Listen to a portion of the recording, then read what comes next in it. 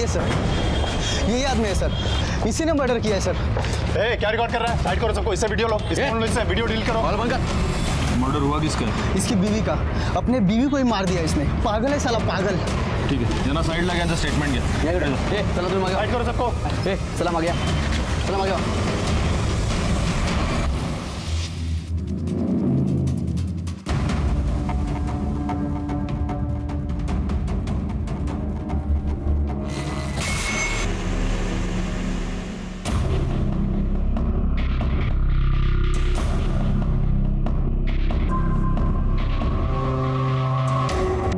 Sir, body की हालत देखकर ऐसा लगता है कि इसका खून करने से पहले इसको बहुत ही बेरहमी से पीटा गया है। ये मर्डर पति और पत्नी के झगड़े का नतीजा है और झगड़े की वजह कुछ भी हो सकती है।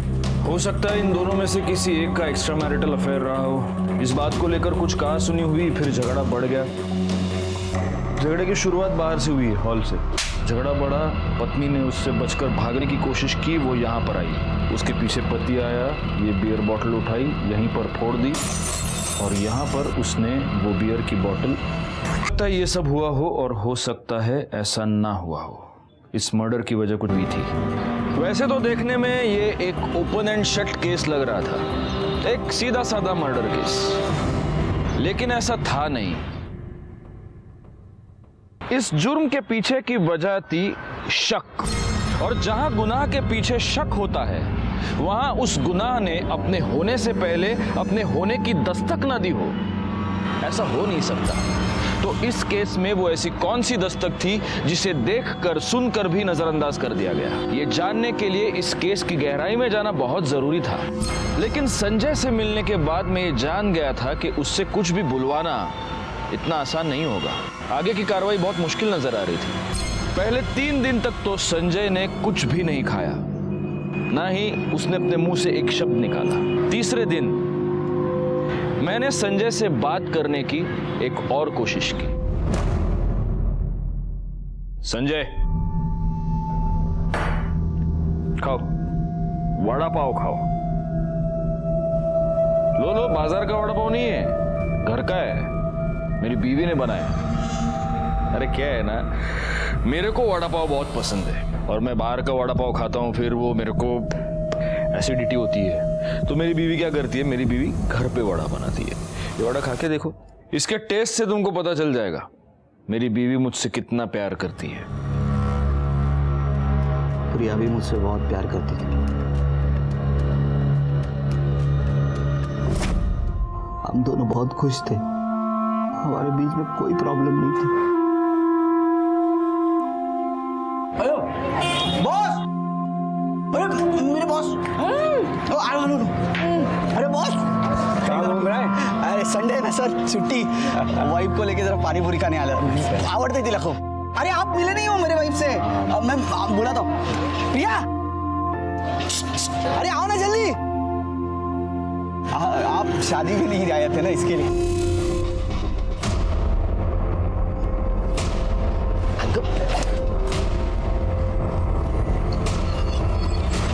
बॉस सर, अरे काय झालं? नाही माहिती मला, म्हटलं तुझी ओळख करून दे, चले गए। जाऊ द्या ना, अरे गेले। पाणीपुरी खाऊ आपण। हाँ हाँ? हाँ।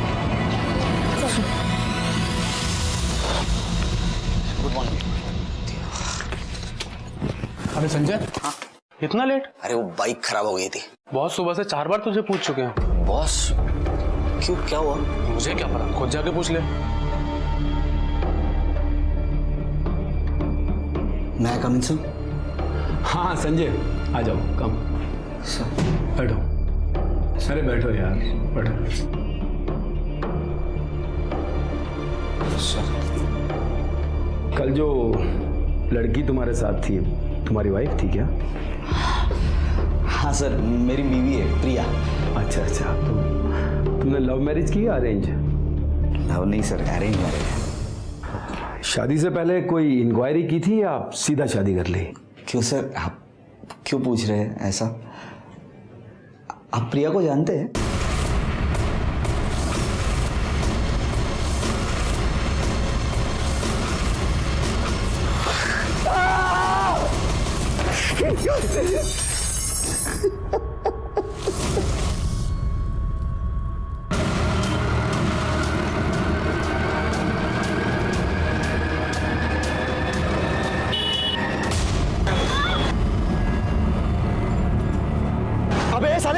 वो दिखाई नहीं देता? कैसी गाड़ी चलाता है तू? हाँ ए, तेरे बच्ची को कुछ हुआ क्या? क्या बात है साले? एक तो गाड़ी जाता है। अरे मैंने कहा कुछ नहीं हुआ। गाड़ी जाता है ऊपर से। मारो। पिंकी हेगे हा काढा पी. कडू आहे काकी. अगं हो कडू आहे पर तू सुबह तक बिल्कुल ठीक हो जाएगी. पी. कहाँ से सीखा प्रिया ये सब? हर मर्ज की दवा इसके पास आई है ना. अरे इसके पास तो कई तरह के नुस्खे हैं. मुझे तो इसने एक दिन में ठीक कर दिया था. भगवान का लाख लाख शुक्र है कि मुझे इतनी अच्छी बहू मिली. वरना आजकल की बहुएं अरे किसी की उनको पड़ी ही नहीं रहती है. क्यों? संजय को अब तक तो आ जाना चाहिए था ना. हो दादा कभी कभी ऑफिस में ज्यादा काम रहता है ना तो लेट हो जाता है उनको. आते ही होंगे. नाम लिया और आ गया वो. संजय संजय क्या हुआ? ये आपको चोट कैसे लगी? खून बह रहा है संजय. मैं फर्स्ट एड बॉक्स लेके आती हूँ. जरूरत नहीं है, मैं कर लूंगा. संजय क्यों इतनी चोटें आई है? संजय क्या हुआ? हाँ? किसी के साथ झगड़ा हो गया क्या? मैंने कहा ना कुछ नहीं हुआ है मुझे. संजय बस तुम्हें हिलाऊंगे तो आपको. तेरी नौटंकी बंद कर. मुझे जरूरत नहीं. मैंने कहा है ना ये तेरी नौटंकी कहीं और जाके दिखाना. समझी तो? क्यों गुस्सा कर रहा है तू उस पे? बाहर किसी और के साथ तू झगड़ा करके आ रहा है और उसका गुस्सा इस बेचारे पे क्यों निकाल रहा है? ये बेचारी है. हाँ अब कोई मुझसे बात नहीं करेगा. संजय तुम लोग बात मत करो मुझसे. संजय ए संजय. संजय क्या हो गया तुझे? हाँ? हम लोग कुछ पूछ रहे हैं, बात कर रहे हैं तुझसे. मत करो मुझसे बात. कहा ना मैंने. अभी ठीक है जा. बस ये बता रहा हूँ माँ को लेके जा रहा हूँ हमारे घर. पिंकी की तबीयत खराब है इसलिए. जो करना है वो करो.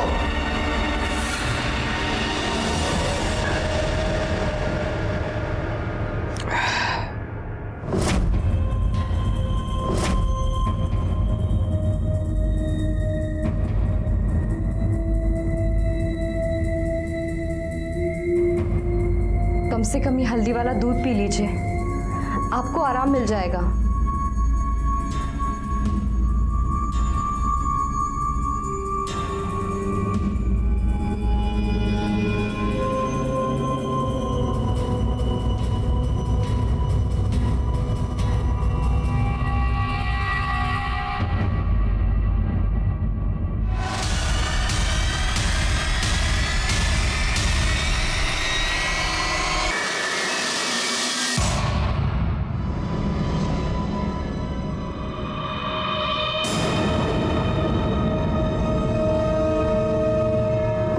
तभी तुमने अपनी बीवी का खून करने की सोच ली. पर कर नहीं पाया. तब नहीं कर पाए तो अब कर दिया. हाँ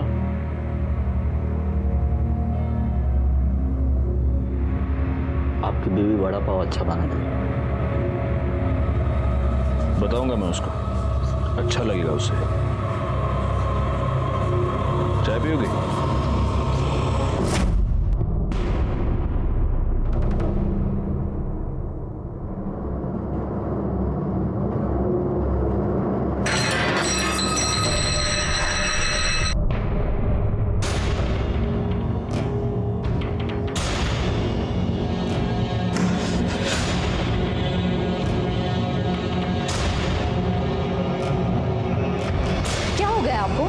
बेवजह मुझ पर भड़क रहे हो. दादा की भी इंसल्ट की, उन्हें भी उल्टा जवाब दे दिया. मुझसे तो बात तक नहीं कर रहे हैं. आखिर ऐसा हो क्या गया आपको? जानना चाहती हो तुम क्या हुआ है मुझे? हाँ चल बताता हूँ तुझे. चल.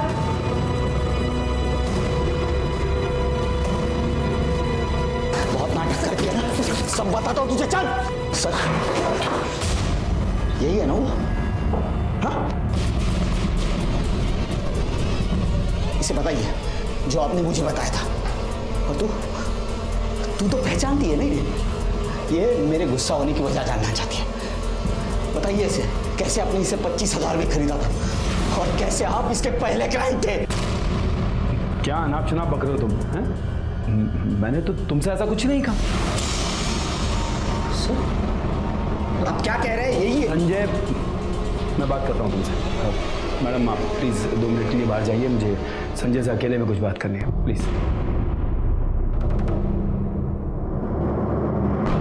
पर सर आपने तो मुझे, दिमाग खराब है तुम्हारा, पागल हो गए हो क्या तुम? अरे मैंने वो बात तुम्हें तुम्हारी भलाई के लिए बताई थी और तुम अपने फैमिली मैटर में मुझे खींच रहे हो। संजय, ये तुम्हारा और तुम्हारी पत्नी का आपस का मामला है, इसे घर जाके सॉल्व करो। यहाँ ऑफिस में तमाशा करने की जरूरत नहीं है, वरना अपनी जॉब से भी हाथ धो बैठोगे तुम। चलो निकलो यहाँ से, आई से गेट आउट।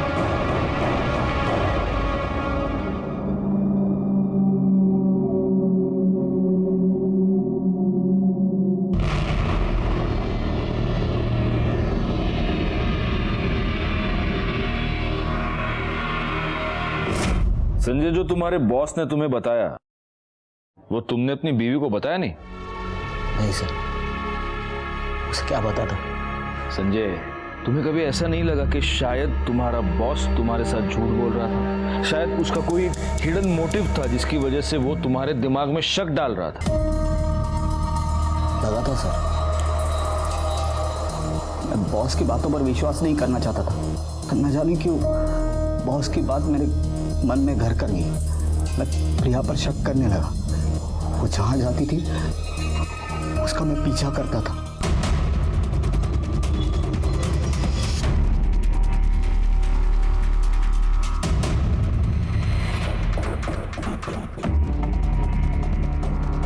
उस दिन संजय ने अपने शक की कहानी वहीं तक सुनाई, लेकिन चूंकि अभी ये केस सॉल्व हो चुका है, इसके आगे की कहानी मैं आपको बता सकता हूं। संजय ने प्रिया का पीछा अपने सास के ऑफिस तक यानी विकास केंद्र तक किया। संजय की सास प्रिया की मां कोई साधारण महिला नहीं थी, वो एक सोशल वर्कर थी। लेकिन वहां कुछ गड़बड़ था, कुछ ऐसा था जो सही नहीं था।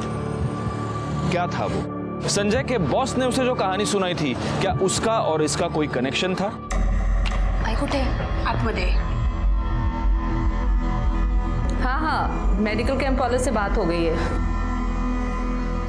1-2 दिन के अंदर आने वाले हैं केंद्र में।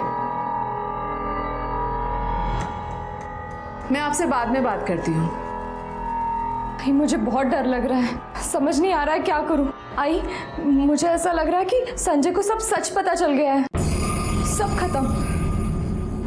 तो इतना यकीन से कैसे कह सकती है कि उसे सब पता चल गया है?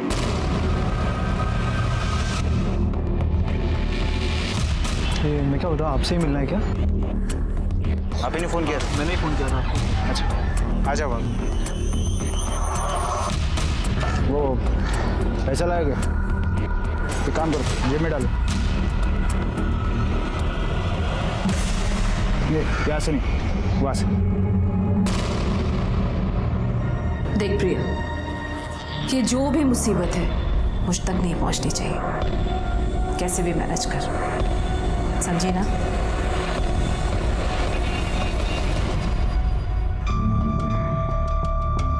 अरे संजय, काय झालं? क्यों इतना घाई घाई में मुझे बुलाया? प्रिया को आने दो, सब कुछ बताता हूं।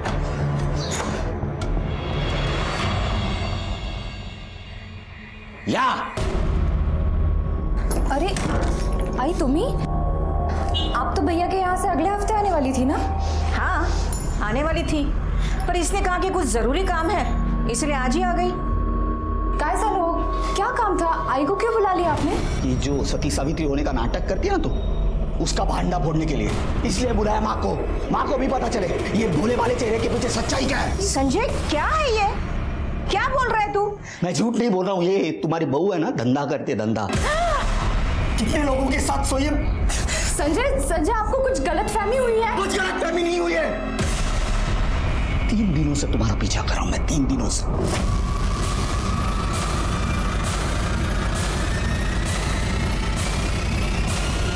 और मां, इस समाज सेवा में ये सती सावित्री अकेली नहीं है।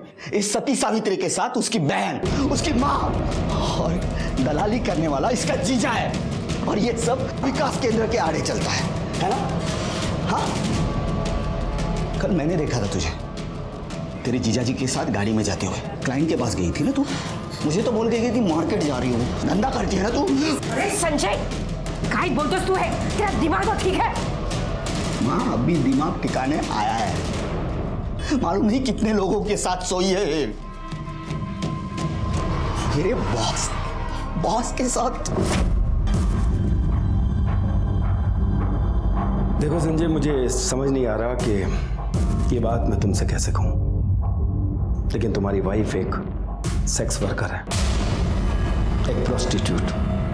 सर, आज से 5 साल पहले 25,000 रुपए देकर मैंने उसके साथ एक रात गुजारी थी और मैं उसका फर्स्ट कस्टमर था। देखो संजय, मैं चाहता तो ये बात तुम्हें नहीं बताता, लेकिन हो सकता है उसने तुम्हें झूठ बोला हो या कल को तुम्हारे साथ कुछ गलत हो जाए, इसीलिए मैंने ये सब कुछ कहा। संजय, अगर ये उसका पास था और वो ये सब कुछ छोड़ चुकी है, तुमसे प्यार करती है, तुम्हारे प्रति ईमानदार है, तो फिर इन बातों का कोई मतलब नहीं है। फिर तुम उसके साथ आगे की जिंदगी अच्छे से जी सकते हो।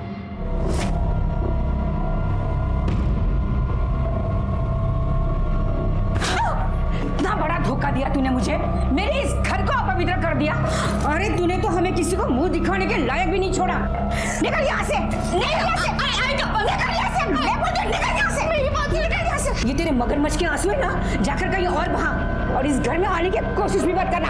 चल निकल यहाँ से, निकल यहाँ से, निकल यहाँ से, निकल यहाँ से, निकल बोल रही है प्लीज, निकल यहाँ से। अगर काय चल रहे, शांत हो जा। ए भाई लोग, क्या तमाशा लगा है क्या? निकलो, तू शांत हो जा, इस घर का तमाशा मत बनाना। चल आत्मदे, चल तू आत्मदे।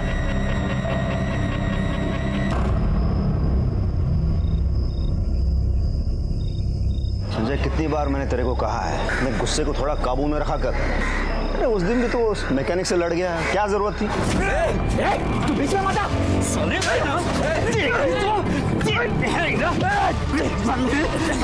संजय, संजय, क्या कर रहा है? तू छोड़ दे।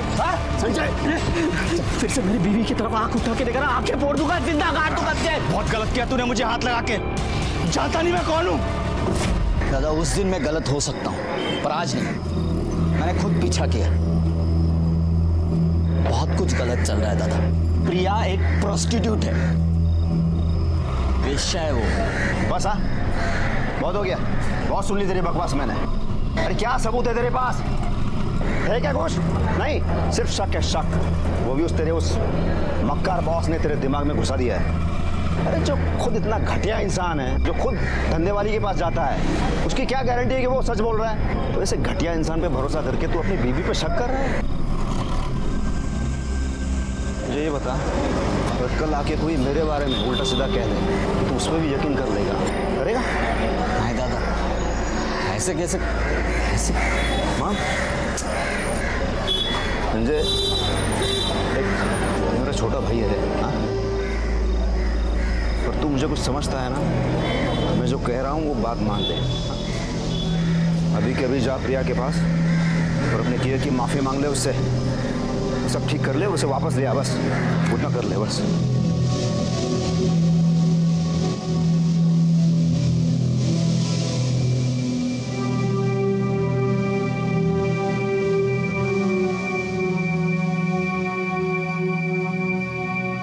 प्रिया,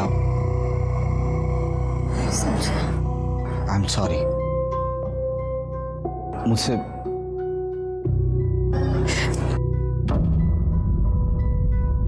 मेरी सच्चाई यही है कि मैं एक प्रोस्टिट्यूट थी। आपको कोई गलतफहमी नहीं हुई।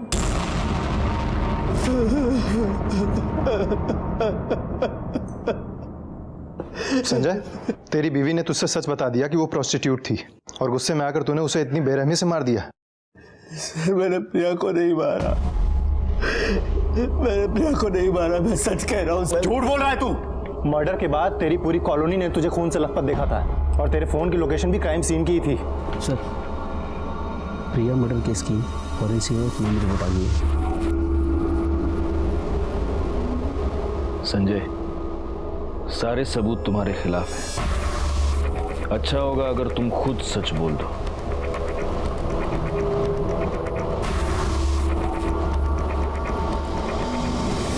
सुनावणे सर, रिपोर्ट के मुताबिक प्रिया के हाथों और कंधों पर इंजन ऑयल के ट्रेसेस मिले हैं, लेकिन उसकी बॉडी पर इंजन ऑयल कहां से आया? सर ये हो सकता है कि संजय की बाइक का हो और संजय के हाथों से ये प्रिया के हाथों और कंधों पे लग गया।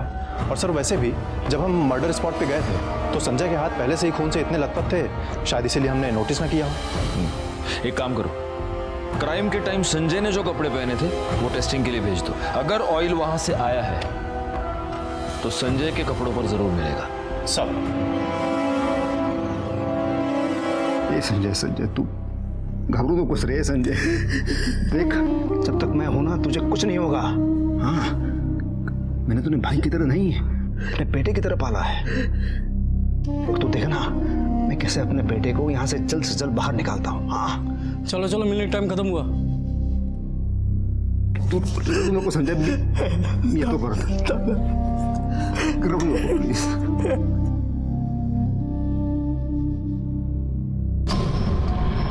तूने आखिरी बार अपनी बाइक सर्विसिंग कब करवाई थी? यही कुछ 4-5 महीने पहले। प्रिया के मर्डर से पहले तूने अपनी बाइक किसी मैकेनिक को दिखाई थी क्या? नहीं। संजय, मैंने सुना तुझे गुस्सा बहुत आता है। हर दूसरे दिन किसी के साथ तेरी मारामारी हो जाती है, हाथापाई हो जाती है। प्रिया के मर्डर के दिन भी तुझे बहुत गुस्सा आया। फिर तूने उन 2 बच्चों को गाली दी, उनको मारा। उसी गुस्से में तू घर गया और जब तू घर से बाहर निकला तो पूरा खून से भरा हुआ था। हा? तभी प्रिया ने तुझे ये बताया होगा कि वो एक प्रोस्टिट्यूट थी और तब तुझे बहुत गुस्सा आया, है ना? हाँ सर, मुझे पहले गुस्सा आया, पर जब प्रिया ने मुझे सारी हकीकत बताई तब मुझे गुस्सा नहीं, उस पर तरस आया था। मतलब? उषा रानी मेरी आई नहीं है। उसने मुझे और अपर्णा ताई को बचपन में एक आदमी से खरीदा था और हमें धंधे पर लगा दिया। हमसे बहुत सारे पैसे कमाए उसने। अपर्णा ताई ने हमारी दलाली करने वाले मुकेश के साथ शादी कर ली। उसके बाद मैंने भी सोचा कि मैं भी शादी करके अपना घर बसा लूं, पर उषा ताई इसके लिए कभी तैयार नहीं होगी, क्योंकि उसको डर था कि अगर मैंने उसकी पूरी सच्चाई समाज के सामने रख दी तो वो कहीं की नहीं रहेगी। आपको पाने के बाद मुझे ऐसा लगा कि मेरे सारे जख्म भर गए, पर मैं गलत थी। मुझे समझना चाहिए था कि हम जैसे लड़कियों के कभी घर नहीं बसते। हमें तो लोग बस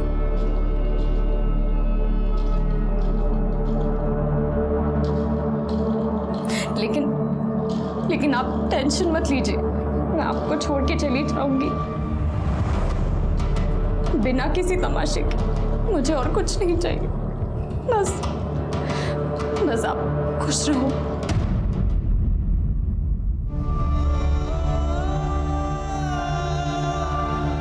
उस उषा रानी ने प्रिया की जिंदगी बर्बाद कर दी और ये सब कुछ समाज सेवा के आड़ में चलता रहता है इन लोगों का। मैं इन लोगों को छोड़ूंगा नहीं, लोगों के सामने इनकी सच्चाई लाके रख दूंगा।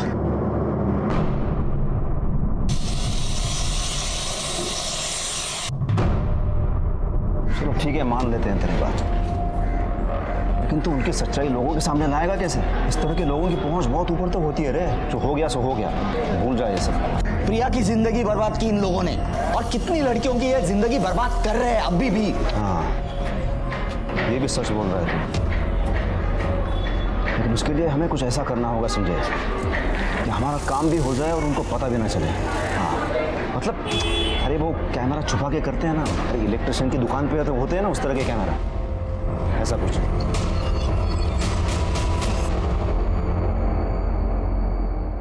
अरे दामाद जी, ऐसे अचानक? बैठिए, क्या लेंगे आप? कुछ लेने नहीं, देने आया हूँ। आखिरी वार्निंग दे रहा हूँ तुझे, ये जो गोरख धंधे ना बंद कर। मतलब आप क्या बोल रहे हैं? मुझे कुछ समझ में नहीं आ रहा है। ओह, तुझे समझ में नहीं आ रहा है? बहुत बोली है तू। हाँ, इस 4 दीवारियों के अंदर क्या चलता है सब कच्चा चिट्ठा है मेरे पास। इस पेन ड्राइव में स्टिंग ऑपरेशन करवाया था इस जगह का मैंने। समाज कल्याण की आड़ में तू लड़कियों से धंधा करवाती है, आना। देखिए, आपको कुछ गलतफहमी हुई है। वो सब तो मैंने कब का बंद कर दिया। अच्छा, तो तुम्हारा ड्राइवर लोगों से पैसे लेके उन्हें पिछले रास्ते कहाँ छोड़ता है? हाँ? और ये मुकेश मेरी बीवी को लेके कहाँ जाता है? बताओ। मानती हूँ मैं कि यहाँ जो कुछ भी चल रहा है वो गलत है, पर प्रिया और अपर्णा का इससे कुछ लेना देना नहीं है। और उन दोनों ने मुझे कब का छोड़ दिया और यहाँ तक कि मुकेश भी मुझे छोड़कर चला गया है, अपना गैराज खोल के बैठा है। मैं तेरी बकवास सुनने नहीं आया हूँ, समझी? आखिरी वार्निंग दे रहा हूँ, बंद कर ये सब, वरना ये है ना, ये वायरल कर दूंगा, पुलिस के पास जाऊंगा, समझी?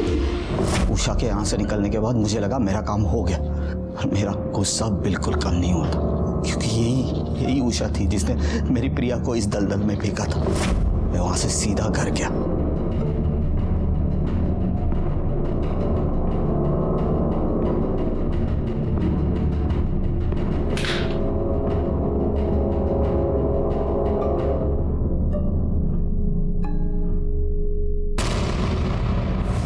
विकास केंद्र का तूने स्टिंग ऑपरेशन किया, वो वीडियो पेन ड्राइव कहाँ है? सर मैंने कोई स्टिंग ऑपरेशन नहीं किया।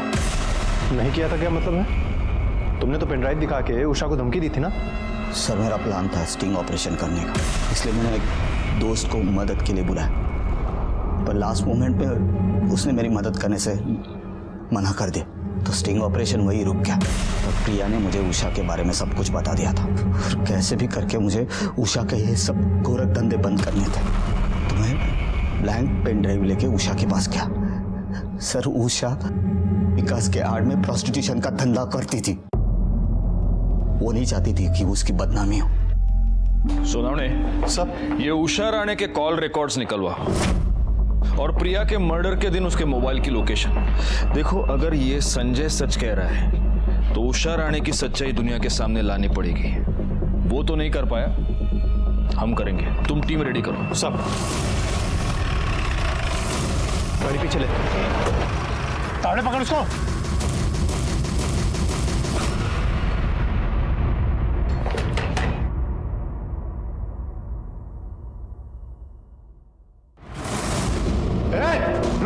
मॅडम यांना सगळ्यांना साईडला घ्या.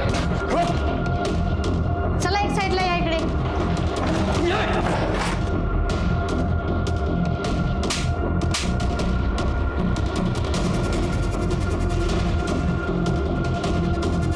डालो सबको गाड़ी में, सगळ्यांनी गाडीत बसा. चला.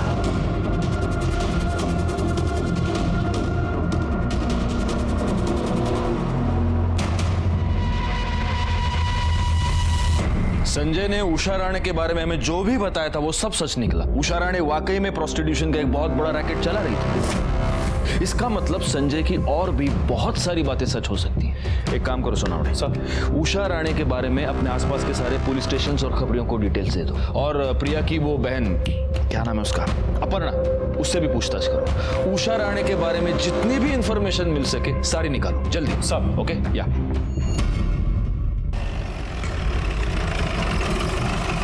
ये उषा ने विकास केंद्र के नाम पे जो प्रोस्टिट्यूशन का धंधा चला के रखा था, इससे तुम्हारा और प्रिया का क्या कनेक्शन है? सिर्फ इतना कि हम दोनों बहनें भी उसके लिए बाकी लड़कियों की तरह कमाई का जरिया थी, और शादी के बाद हमने उसे और उसने हमें छोड़ दिया था। और तुम्हारे पति मुकेश ने? उसने भी वहाँ से निकलने के बाद उसने एक छोटा सा गैराज खोला और ईमानदारी की 2 रोटियां खाने के लिए दिन रात मेहनत कर रहा है। रिपोर्ट के मुताबिक प्रिया के हाथों और कंधों पर इंजन ऑयल के ट्रेसेस मिले हैं। तुम्हारे पति मुकेश कहाँ मिलेगा अभी? पता नहीं, विकास केंद्र में रेड पड़ने के बाद से वो घर नहीं लौटा है। सर उषा और महेश का पता चल गया है। गुड, चलो चलो।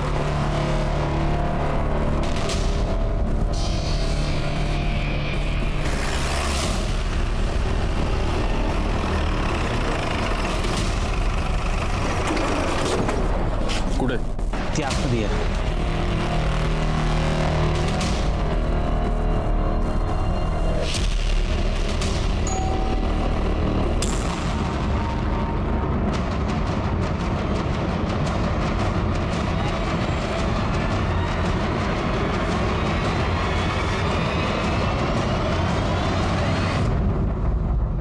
गया ना? अरे किया क्या है मैंने?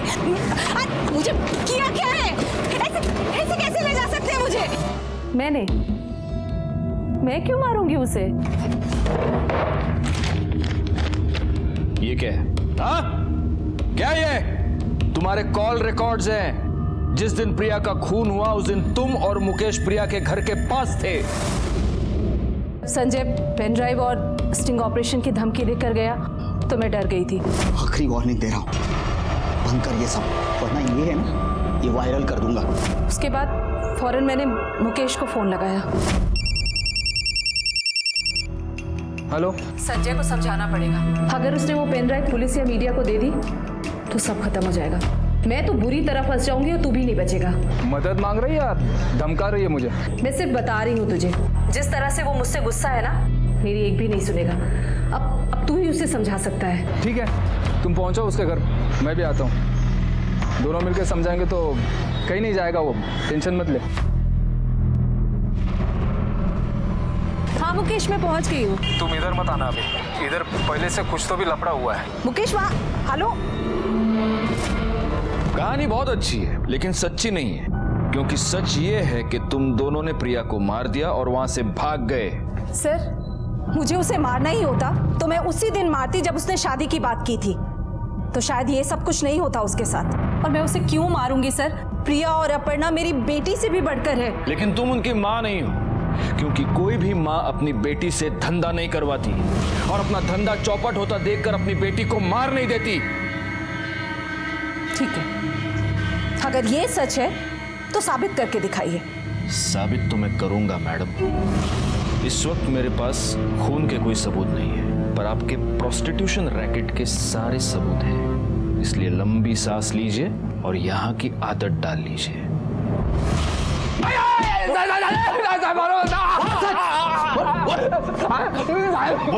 अपर्णा से जब से शादी किया है ना, सारे गलत धंधे छोड़ दिया है साहब। मेहनत करता हूँ साहब, ईमानदारी की रोटी खाता हूँ। अच्छा, तो जब प्रिया का खून हुआ तू उस एरिया में क्या कर रहा था? मैं नहीं जाना चाहता था साहब उधर, गैरेज में काम कर रहा था, तो उषा ताई का फोन आया, उसने बुलाया, इसके लिए गया था। लेकिन साहब मैं जब उधर गया तो उधर पहले से ही कोई लफड़ा चालू था। हाँ मुकेश, मैं पहुंच गई हूँ। तुम इधर मत आना अभी, इधर पहले से कुछ तो भी लफड़ा हुआ है। मैं निकल रहा हूँ यहाँ से, तुम भी निकल जाना है। बहुत अच्छी कहानी बना लेता है तू। तू सीधा गैरेज से गया था ना प्रिया को मारने के लिए।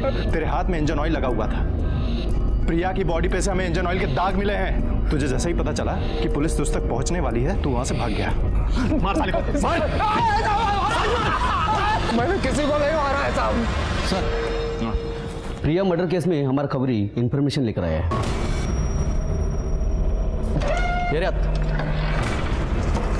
नमस्कार साहब, जिस दिन वो लड़की का मर्डर हुआ ना प्रिया, उसका 2 रोड चाप मैकेनिक के साथ लफड़ा हुआ था, आपने देखा साहब। और जिधर झगड़ा हुआ उसके सामने दुकान पे सीसीटीवी लगा हुआ है। आप उधर का फुटेज निकाल के देख लो, मालूम पड़ जाएगा कौन लोग थे। सर, ये देखिए, इन दोनों मैकेनिक्स ने प्रिया के साथ पहले भी छेड़खानी की थी और संजय के साथ हाथापाई भी हुई थी इन दोनों की। और सर, ये देखिए, ये मर्डर के दिन की फुटेज।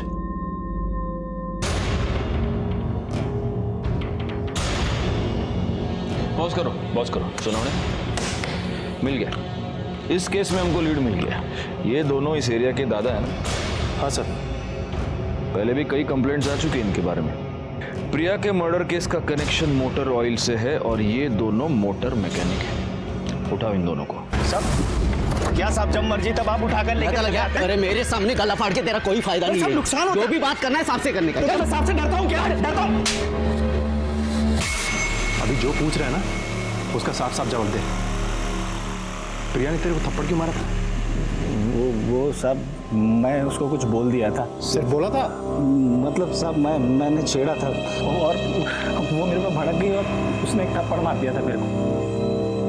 और इसलिए तेरे को गुस्सा आया, तू उसके पीछे उसके घर तक गया और उसके घर में घुसकर तूने उसका खून किया। नहीं साहब, आज शपथ मैं किसी का खून नहीं किया साहब। अच्छा, ये देख देख देख, उसके पीछे किधर गया तू? वो क्या साहब, मैं ना वो बाइक का टेस्ट ड्राइव करने के लिए गया था। तू पूरे 1 घंटे के बाद अपने गैरेज पे वापस आया। साहब वो क्या है कि बाइक ठीक हो गई थी, तो इसलिए बाइक को क्लाइंट के घर पे छोड़ने गया था। तू क्लाइंट को होम डिलीवरी भी देता है क्या? सोनावड़े, एक काम करो, इसका ये जो भी क्लाइंट है उसके पास इंक्वायरी करो और तब तक ये दोनों को बिठा के रखो इधर। साहब ऐसे बैठा के काय को रखने का? अगर अपन लोग झूठ बोला होगा ना तो वापस उठा के लाना। टाइम खोटी का है को करने का साहब।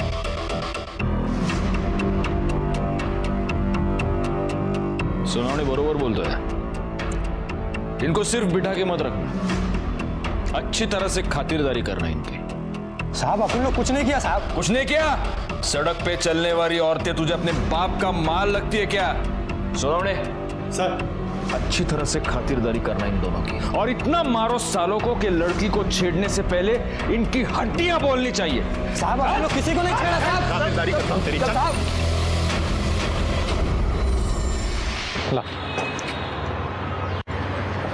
सर, अच्छे से खातिरदारी की है दोनों की।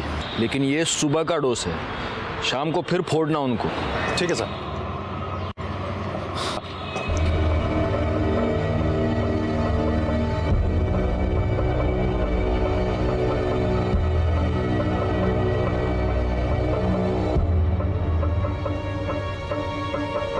सुनावणे सर, इसको फॉरेंसिक लैब भेज दो और उनसे कहना कि प्रिया के बॉडी पर जो ऑयल मिला वो ऑयल और ये ऑयल, ये मैच होता है क्या देखें। ठीक है सर।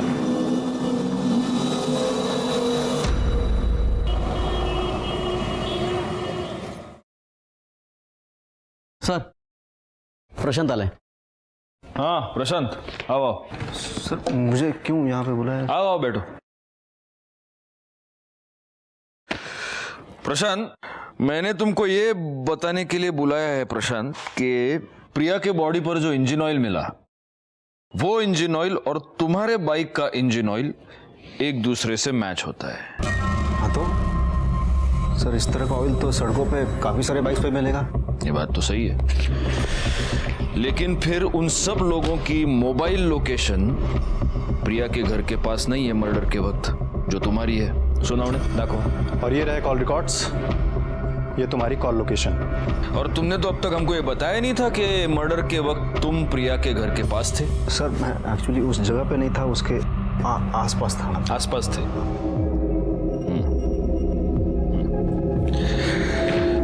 अब प्रशांत, मैं तुमको एक फिल्म दिखाऊंगा।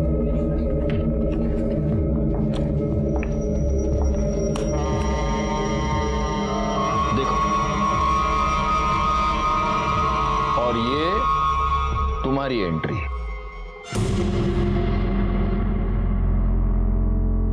देखो, ये तुम प्रिया के पीछे उसके घर तक चले गए। शायद ये पूरा झगड़ा तुमने देखा था और इसी का फायदा तुमने उठाया। अब प्रशांत, कबूल करते हो की आता तुला घ्यायचं आम्ही आतमध्ये? हाँ सर, मैंने मारा उसे सर। वो यही डिजर्व करती है सर। इतनी भोली भाली सूरत दिखा के उस धंधे वाली ने मेरे भाई से शादी की और उसकी जिंदगी नरक बना दी उसने। सर उस दिन संजय उसकी माँ को स्टिंग ऑपरेशन की झूठी बात कह के उसके मुंह से सच्चाई सुनने गया था और उस उषा ने डर के सब कुछ मान भी लिया था। लेकिन सर संजय ये सब सुन के एकदम से टूट गया और उसने मुझे वहां से फोन भी किया था। आज ये बात सिर्फ मुझे मालूम है, कल दुनिया को पता चल जाएगी तो मैं किससे नजर नहीं मिला पाऊंगा। दादा, मुझे मारना है। संजू तो ऐसा कुछ नहीं करेगा, देख तुझे तेरे भाव की कसम है। मैं नहीं जी सकता। मैं सब ठीक करता हूँ, देख। सर मैंने संजय को भाई की तरह नहीं, एक बेटे की तरह प्यार किया है। उसे ऐसा रोता हुआ सुनकर मेरा माथा घूम गया सर। मैं वहां से निकल गया, मैं संजय के घर की तरफ चला गया। रास्ते में मैंने देखा सर, प्रिया उसी मैकेनिक के साथ झगड़ा कर रही है। जरा इधर भी नजरें इनायत कर लीजिए। अरे हम भी हैं। क्या बकवास कर रहे हो तुम? घर में माँ बहन नहीं है तुम्हारे? आइंदा ऐसे बकवास की ना तो देख लेना। झगड़ा खत्म होते ही वो अपने घर की तरफ चली गई और मैकेनिक भी उसी तरफ चला गया सर। और मैंने सर इसी बात का फायदा उठाना चाहा। मैं संजय के घर की तरफ चला गया सर। सर मैं बहुत गुस्से में था सर, मैंने प्रिया को बहुत मारा। तू सारी धंधे वाली धंधा करती है तू, हाँ? मेरे भाई की जिंदगी बर्बाद करती। आज तक इतना रोते हुए कभी नहीं देखा, इतनी बुरे हालत में कभी नहीं देखा। तूने हमारी खानदान पे धब्बा लगा दिया। एक काम जान से मार दूंगा।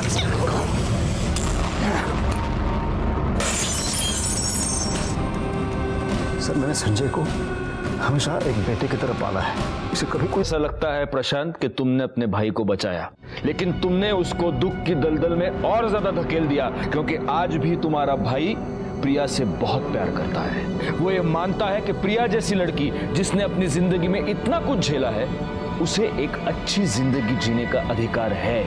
और तुम जैसे घटिया और दिमाग से बीमार लोग ये बात कभी समझ नहीं पाते।